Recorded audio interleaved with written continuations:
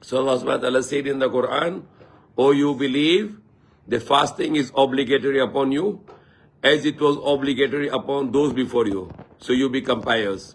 So you become God-fearing." So the purpose of fasting, Allah mentioned in the Quran, is to produce the fear of Allah or the fear of God in your hearts.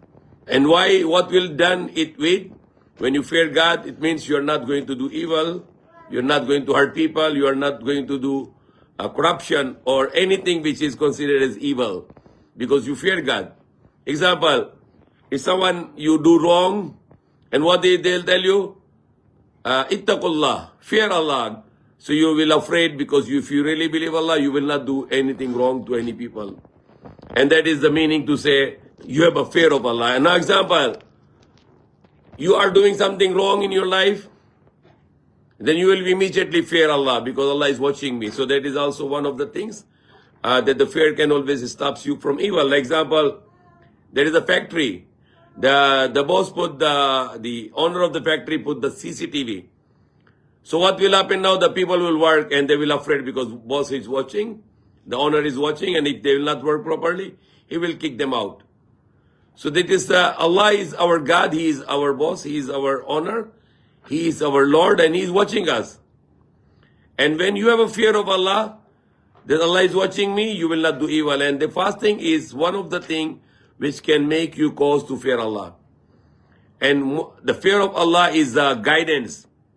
And when you are guided, you can go to paradise and not to the hellfire. Because if you are misguided, you will go to hellfire and you will not go to paradise. But if you are guided, you can go towards paradise and not go towards hellfire. And how? How you can be guided? What Allah said in the Quran, in the beginning of the Quran, after Surah Fatiha, Alif Lam Mim Zalikal Kitabu La Raiba Fihi Hudal Lil Muttaqin. That this is the book, the Quran, no doubt in it, is the guidance for people who are fearing Allah. So again, it is very clear in the Quran that this Quran is the word of Allah, and is definitely free from any doubts, any error, and it can only guide for those people who fear Allah. So if you have no fear of Allah, even the Quran is not the guidance for you. So the base for is, what is the base? It's the fear of Allah. Even the Prophet Yusuf, when he was successful and he forgiven his brothers for doing injustice to him, and then he also mentioned the two things in the Quran in Surah Yusuf, that whoever fear Allah and make patient, then Allah is going to make him successful. What is the fear of Allah? That you are not following, you are following His commands, and you are not doing what is forbidden to us. And what is another thing is a sabr. If you have a fear of Allah, then your relation with Allah is very good. And if you have a sabr or the patient, then your relation with the people will be very good. Why the people fight? Because one or the both have no patience. If the one person is patient, the other person will slowly by slowly will follow you, and he will not fight with you anymore, because you always show the patience. But if the people are both are impatient and the one is impatient, then there is a problem. So patience is very important, and the fear of Allah is very important. Now fasting, it can make us fear of Allah. Why? Because morning we wake up early morning, and we wake up for the sake of Allah. We eat, we drink water, and we are not eating and drink anymore. So why it make you fear of Allah? Because you are whole day, there are many occasions you can hide and to eat something, you can hide to drink something, but you are not doing it because you have a fear of Allah, that Allah is watching me, I cannot eat, I cannot drink. So you are practicing of fearing of Allah. See, people can, if they are hypocrite or they are just showing off what they can do, they bring some food in the bathroom, they can eat there. But if you are a believer, you are not eating because Allah is watching you everywhere. So your whole day not eating, not drinking. Even you are very thirsty, you don't drink water. You are very hungry, but you don't eat. So it's showing the fear of Allah, that Allah command me to do this, so I'll not do it. But another way, another thing also, when you are fasting, you are getting love of Allah. Why? Because you are saying to Allah, Allah, I love you very much. So even though I can eat and I can drink, but I don't eat and I don't drink because I love you. And I'm doing this sacrifice for your sake. So that can also make us very close to Allah. That we can show to Allah that the 30 days of my life, every year I sacrifice, I don't eat and drink all day just for the sake of Allah. And you can imagine, when you have this intention, you think how much Allah is going to love us. What Allah can give us, that Allah said in the Hadith Qudsi, that the son of Adam can get reward for all his good deeds. Son of Adam can get the reward for every good thing, praying, fast, charity, Hajj, whatever good things you do, you can get, Allah said in the Hadith Qudsi, you can get the reward for this. But the fasting is for me, and I am the reward of fasting. So how is beautiful this Hadith Qudsi? Allah is saying the fasting is for me, and I am the reward of fasting. What you mean to say? I become yours. Allah is for us. He become our friend. He loves us very much, that my slave is fasting because of my sake. He just want to show me that how much he love me. So because of my love, he don't eat and don't drink all day. He show me the gratitude and thanks and love and affection to Allah. That Allah, I love you very much, so I sacrifice myself. I don't like to eat all day, and I don't like to drink anything. So the fasting is something great act of worship. The worships are different. When you say there is no God except Allah, and there is no God worthy to be except Allah, and then now you are showing the worship. What is the worship? Pray, Allahu Akbar. The prayer, or the 5 times daily prayer, it is a physical worship. Physical worship. You stand up, you bow down, you make sajda, the patirapa. So the praying is a physical worship. You do something with your actions, with your limbs, to worship Allah. And praying also, the 5 times daily prayer, is also the verbal worship. You say something with your words. Subhanakallahumma wa bihamdika wa tabarak asmuka wa ta'ala jadduka wa la ilaha ghayruk. Glorify to you, O Subhanakallahumma, glorify to you, O Allah. Wa bihamdika, and then praise for you, O Allah. Wa tabarak asmuka, and the bless is your name. Wa ta'ala jadduka, and your honor is great, your honor is elevated, high. Wa la ilaha ghayruka, and there is no God except you. Then we read Surah Fatiha, we read Quran. So the praying is also physical worship and verbal worship. Words, you worship with words, with prayers, with dua, the panalangin, invocations. The charity, the zakat or sadaqah, it is the worship through your money.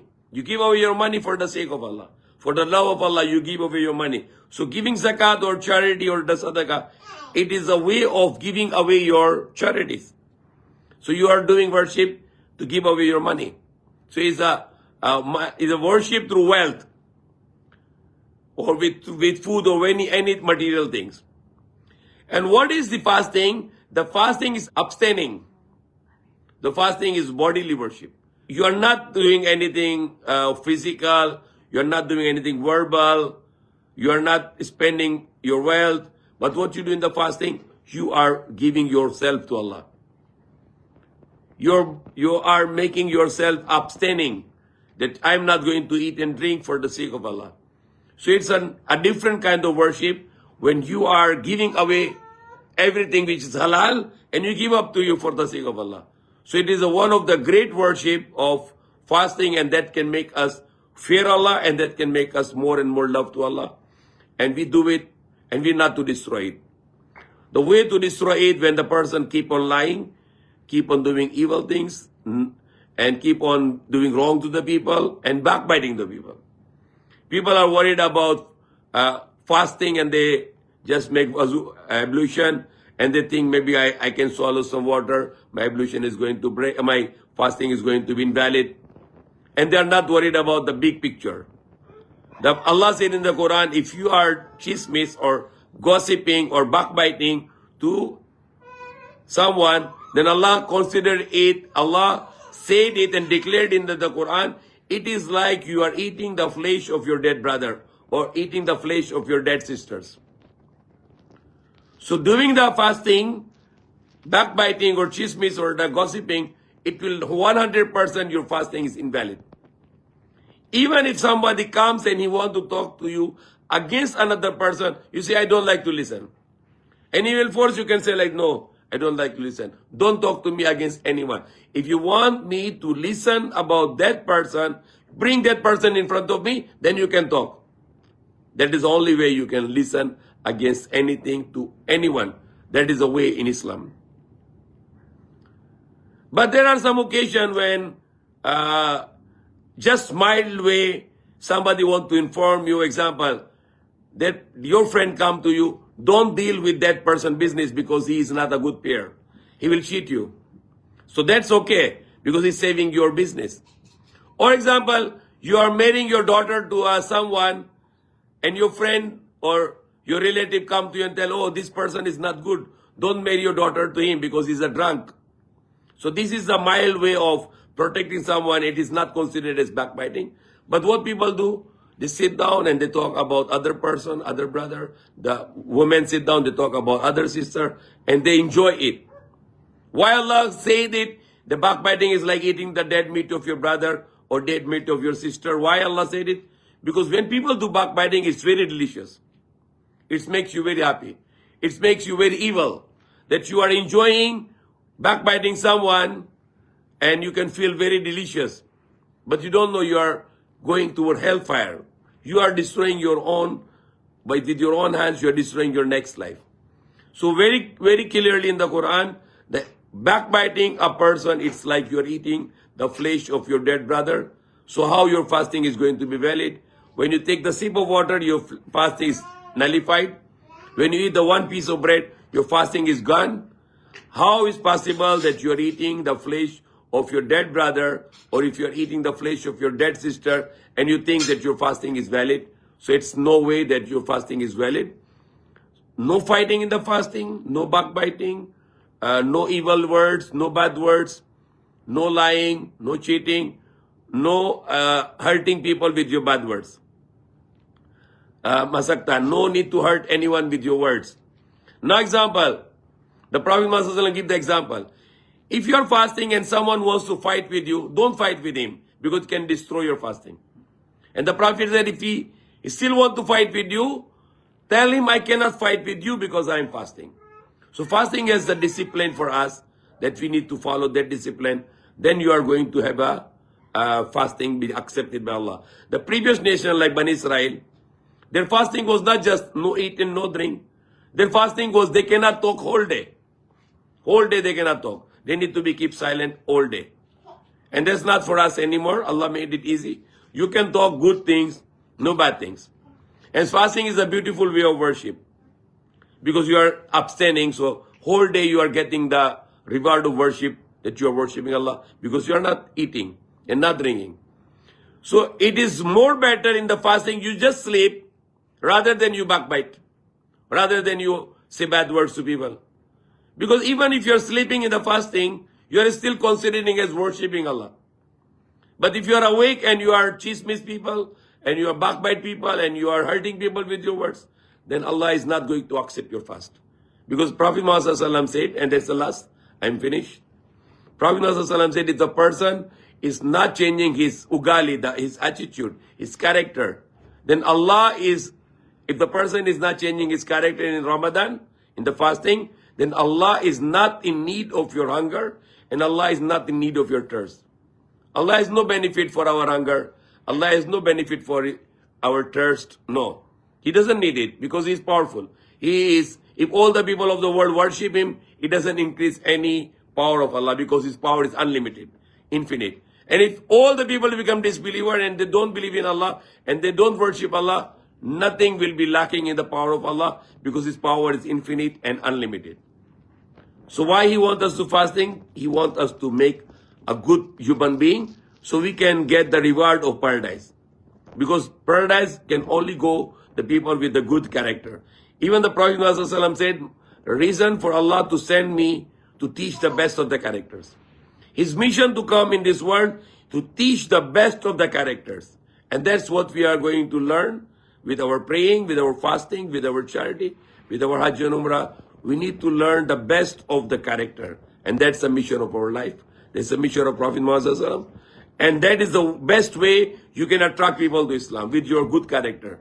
If you are an honest businessman, you are a truthful man, people will follow you. They will love you and they will follow the Islam. And they will see the Islam in your life. May Allah guide us. May Allah forgive us.